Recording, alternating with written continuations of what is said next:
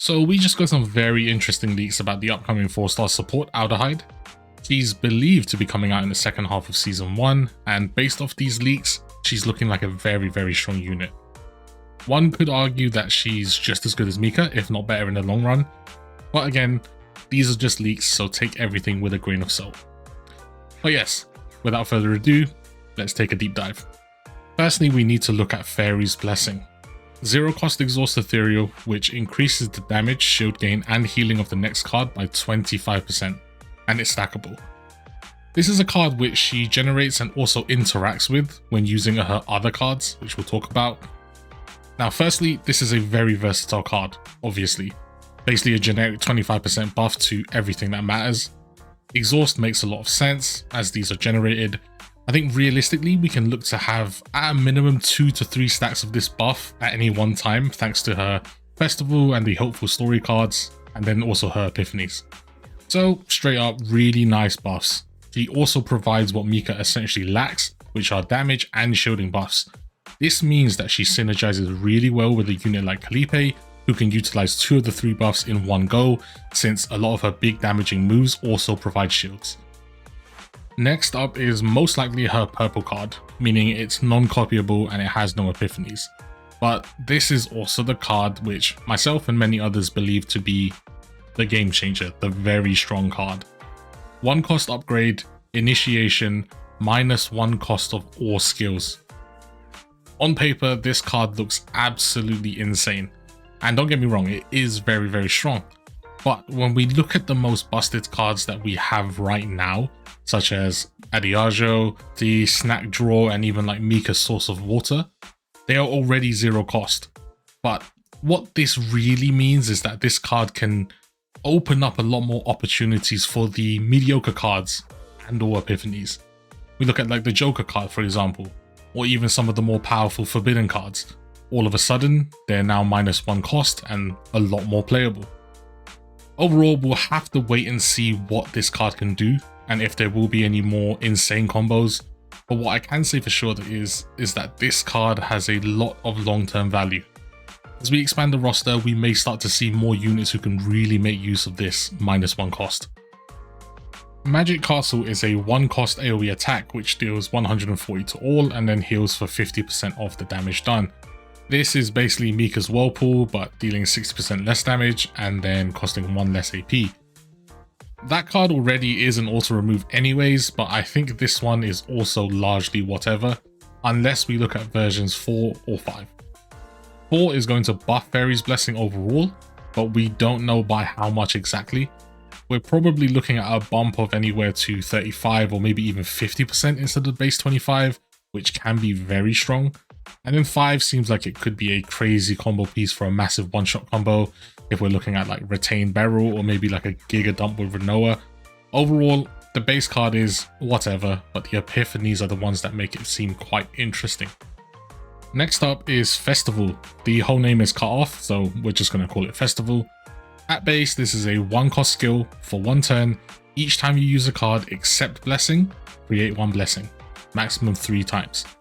So in theory, this is at the least 3 copies of Blessing, meaning 75% damage, healing, or shielding for the next card.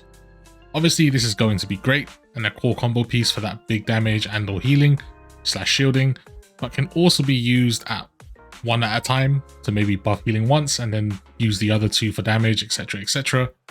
Version 1 is a cost reduction, but with her invitation card, this seems kind of pointless as it's going to be -1 cost anyways, so I think this one might get changed. The rest all have some applications, but I think 2, 3, and 4 seem like the best options. 2 is going to provide more healing, consistent healing every time you use the card. 3 is interesting as the wording is slightly confusing.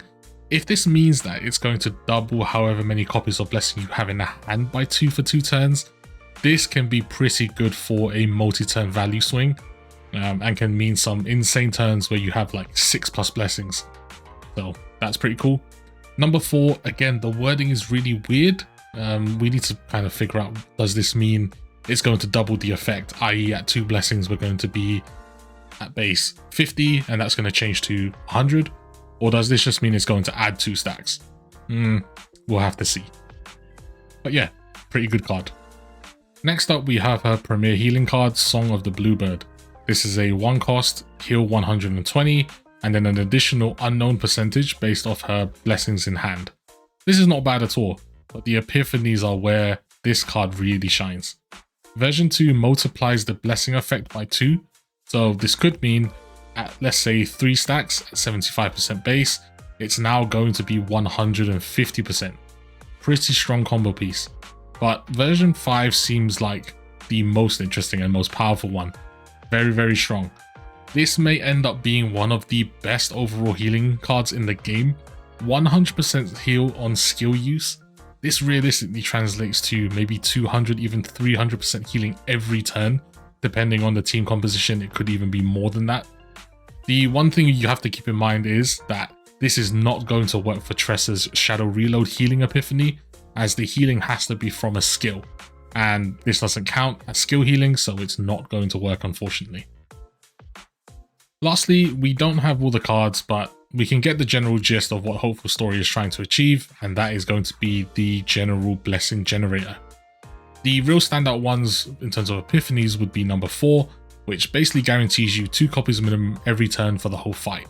But the 2 cost is very steep and means you can maybe fit in 1 additional upgrade at the start at most. And unfortunately, these cards are not affected by invitation, as that only affects skill cards and these are upgrades. And that card in and of itself already costs 1. So realistically, on turn 1, you may be completely out of AP just activating those 2 cards.